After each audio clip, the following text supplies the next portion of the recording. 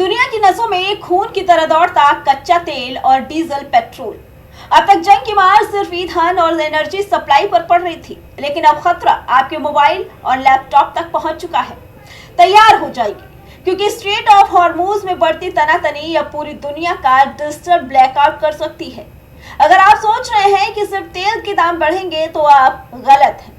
समंदर की गहराइयों में बिछी वो तारे जो हमें और आपको पूरी दुनिया से जोड़ती हैं, अब मिसाइलों और माइंस के निशाने पर हैं। क्या वाकई हम साल 2000 वाले उस दौर में वापस जाने वाले हैं जहां इंटरनेट सिर्फ एक सपना था? ये कोई डरावनी फिल्म की स्क्रिप्ट नहीं, बल्कि कड़वी सच्चाई है। स्ट्रेट ऑफ हॉर्मूज, जहां से दुनिया का 20% कच्चा तेल और 25% एलएनजी गुजरती है, अब इंटरनेट के लिए काल बनने वाला है। असल में दुनिया का 95 से 97% डेटा समंदर के नीचे बिछी ऑप्टिक फाइबर केबल्स के जरिए एक महाद्वीप से दूसरे महाद्वीप तक पहुंचता है। साउथ एशिया, यूरोप और अफ्रीका को जोड़ने वाली मुख्य केबल लाइनें इसी खतरनाक रास्ते से गुजरती हैं। अब डर इस बात का है कि समंदर के नीचे बिछी माइंस या ऊपर से दागी गई कोई भी मिसाइल अगर इन केबल से टकराई तो पलक झपकते ही इंटरनेट का कनेक्शन कट जाएगा।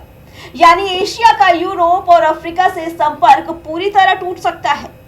खतरे में केबल सिस्टम AAE1, SM-55 और EIG जैसे बड़े केबल नेटवर्क। बड़ा असर 4.5 लाख करोड़ का भारतीय IT आउटसोर्सिंग सेक्टर दांव पर।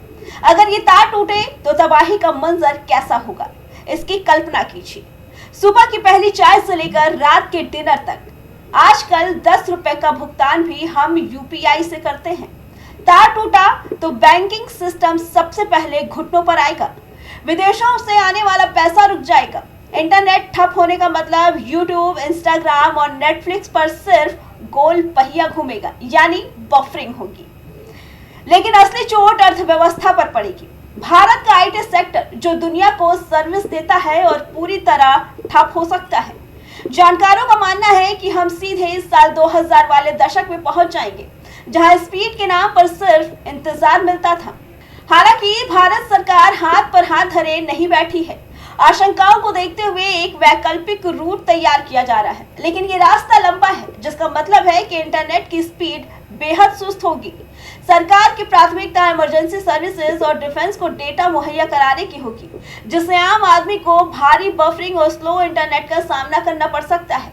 साफ है कि जंग अब सिर्फ जमीनों और सरहदों की नहीं रह गई, ये डेटा वॉर है। अगर समंदर के नीचे बिछी ये डिजिटल लाइफलाइन कटती है तो पूरी दुनिया का पहिया थम जाएगा। सरकारें तैयारी में हैं, लेकिन क्या हम और आप बिना इंटरनेट की उस दुनिया के लिए तैयार हैं? ये सवाल बड़ा है। Bureau report, prime TV.